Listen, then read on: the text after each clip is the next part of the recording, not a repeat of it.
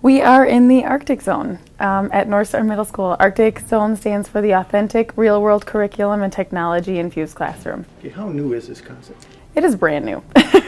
As of last January, when our district, the Eau Claire Area School District, passed an innovation policy in the district, basically giving permission to any educator in the district to come forward with any innovative ideas for teaching and learning. Andy Brown and I started collaborating on ways to create a new space for students to learn in, and here we are. We're already a full semester into our very first year. So this started this fall? Correct. We just started, September of this year. Mm-hmm. All right. Before we talk about the concepts, do you have to be a pretty smart kid, pretty independent working kid? Do they have to earn their way into the classroom? How does it work? That's a really good question, and it's a question that we've received quite a bit, even before we began. Like, how do you get into this program? Do you have to apply? And no, you don't. It's an opt-in, opt-out program, so if you want to try it, we're here to help. We have students of all different ability levels. We have students on individualized education plans, receiving extra services for different things, and we have students who have tested into advanced placements in other areas. One of the neatest things about this program is each student can work at their own pace, and we personalize everything as best we can so that no matter where they fall educationally, what abilities they have or lack thereof, we're able to push them forward. Let me follow up on that. You still have to be a motivated enough learner that you can't sit there and do nothing. You've got to kind of be curious enough to find the answers to things on your own without the teacher always prodding you to do that, right? You know, I think there's some truth to that, but a lot of our focus in here is trying to teach those skills to begin with. Being able to manage your time and prioritize things, those are things that we as adults do every day. But where did we learn those? We didn't learn them in school. We kind of learned them on our own as we went along. And as they're developed, we've created a space in which we can develop those skills and they can practice them daily. Where the motivation comes in is we're all motivated by different things. And one of the things we do in here that's so neat is called passion projects. Each kid, either on their own or with a partner, chooses a topic of interest to him or her, and they roll with it. They decide what they want to learn about that topic, whether it's hockey or elephants or, I don't know, whatever you want. It's pretty much up to the kid. Right, and they design a research project around that topic. They ask their own questions about it. They dig into different sources. They reach out to primary sources, live experts, either in the community or out in the world. And they conduct their own research, they find information about it, and then they do something with that information. They decide how they want to present their information, and that's another thing we talk about is, well, do you have to do everything as a slideshow? Can you get creative there too? Maybe write a skit, perform a skit, create a movie. We've had students create fundraisers. We had one during our last Passion Project theme.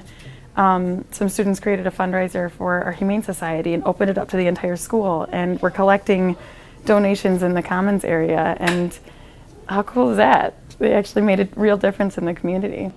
So let me be sure I understand this. They can't get this kind of education in the regular classroom? I wouldn't say that. I think in our space, we have a more flexible environment for them to have the time, first of all, but then the space to kind of explore those different areas. And we offer an outlet for creativity here that I think is somewhat inhibited in the traditional program, just because we have so much to get through with our curriculums nowadays. It's tough. You answered my next question. So do you think every kid could benefit from this approach, though? Even though they aren't here showing up and volunteering to be in the classroom, couldn't every kid benefit from that kind of ability? And that's the first part of the question. I'll say the second half, but couldn't every kid benefit from that? I would love to say that that's the case. Perhaps it is. I don't know that I can confidently say that half of a year into the program. I think some people and students do benefit from a more rigid, more routine, more strict, this is what you're going to do this class period, I'm telling you what my expectation is, go with it. This is what your assignment is tonight. There are students who benefit from that. I think everyone has the ability to learn the kind of skills that we're trying to enforce that are needed as adults in the working world. Managing your time, prioritizing things, organizing things, deciding what should I do first and when, how do I learn best? A conversation we have in here frequently is just the environment itself that you're putting yourself in. Do you truly learn better bouncing on an exercise ball, or is that a distraction for you? Because it's one or the other for everybody. Do you truly benefit from listening to music while you're working? Some people do, others don't. In the traditional program, you don't always have the opportunity to explore those options for you. So coming back to your question, would everybody benefit from it? I think there would be benefit to everybody. Would everybody be more successful in this environment? I guess I don't have the answer to that question yet. Let me try it from the other side. As a teacher, are you the luckiest teacher in the school? Do you be able to have the kind of creativity and flexibility to do some things that are different instead of following that rote system that's been put in place where the teacher really needs to fill out paperwork and do this and follow this and stick to this? Are you feeling kind of fortunate? Absolutely. I absolutely feel like the luckiest teacher in this building by far for so many different reasons. My job has become very different this year for me.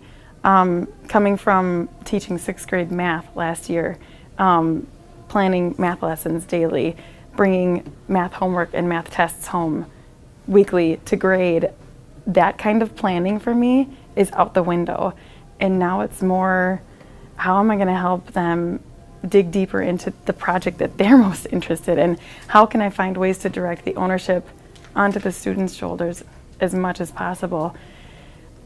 Being that I'm with the same group of students all day has done wonders for the relationships I'm able to build with these kids is far beyond anything I've ever experienced, and that part is very special to me too. I feel like I know them so much better than previous years just because of how much time I get to spend with them and how much real conversations we get to, the digging deep into their learning and their interests and their strengths and their struggles, and talking through how to get through all those things together. It's been very powerful and very rewarding for me this year, definitely. Did you and Andy think of this idea, or did you see it done somewhere else, this kind of model? Good question. A little bit of both. Andy and I had both kind of explored different ideas in our own classrooms. Andy definitely explored more of a self-paced type of learning where here's what I want you to do it as you can, check in with me at different spots. I was exploring more active learning, getting up and moving around, more hands-on type things. Both of us had explored a little bit of flipped classroom idea where they do a lot of learning online and then they have time in the classroom with the teacher available to practice skills. And when the opportunity came up to actually start talking about a design that we wanted to focus on, we did some visiting. We visited the Flight Academy in Waukesha, Wisconsin. That's all focused on personalized learning. And we found ways to adapt our environment to personalization and use online blended learning to personalize things in that kind of self-pacing model. This summer we also completed a book study, Most Likely to Succeed. We also attended a project-based learning conference through the Innovative Schools Network. And that really, really morphed the Arctic Zone into what it is today, with the combination of personalizing things, but then digging really deeply into learning with project-based learning and taking that topic of interest to them and letting them kind of jump into the driver's seat of their own learning. Arctic an acronym? It is. What is it? Arctic Zone stands for Authentic, Real-World Curriculum and Technology-Infused Classroom. Very clever, fitting into the Northstar theme, huh? I have to give credit to Andy on that one. Although I will say, being the previous English teacher that I was also, I caught the extra C in there. He had Arctic at first. We had to change that one. That's all the questions I have. Is there anything else you'd like to say about this? idea or classroom? It's so new. It's hard to, give too much credit to it yet, but I can say with 100% confidence and certainty that we are headed somewhere with this idea, and we're changing things daily. Daily, we look at each other and say, that is not what we thought it was going to be, or that did not work, let's fix this. And we're so grateful to the district for providing this opportunity for educators, ultimately for our students, and truly for our parents who have really taken a leap of faith with their students, and they've dove into a brand new program with teachers who are very excited about it, but it's brand new, so we're changing things constantly, and they've been very, very flexible with us, and great group of families to work with, and yeah, we're seeing some really good things happening. Well, the kids certainly seem engaged. I did think of two other questions. Okay. First of all, is there a separate funding or extra funding required to do this within the curriculum, within the system, the school system? Yes and no. Anything that we do within here that kind of matches what the traditional program is doing with their curriculum comes out of the English, funds or the budgets within our building already. There is a separate fund that we've been provided through our LEAP committee. That's the committee that kind of proposed this idea in the first place. For some of the things like extra dry erase board markers, we've used them for some carts, rolly carts with drawers in them, things like that, that are more specific to what we're doing, comes out of those funds then. And based on this being your first year and other people probably monitoring very closely, the administration, the school district's probably monitoring very closely, what do you think the chances are for expansion? Very high, very high. We're already talking right now. In year one, we're a 6th grade program. Next year, we're introducing new 6th graders, and our current 6th graders will remain in the program as 7th graders. The same will happen in year 3, so we will be a blended 6th through 8th program, and we'll need to expand. We need more space, we'll need more staffing, and we're already, hearing interest. Just, tell me a little bit more about that. What you got going on down there? And we got people interested in coming in and just observing to see what's going on down here too. So I think the chances of that are very high. Anything else at all? I don't think so. Good. Thank you very much. Thank you.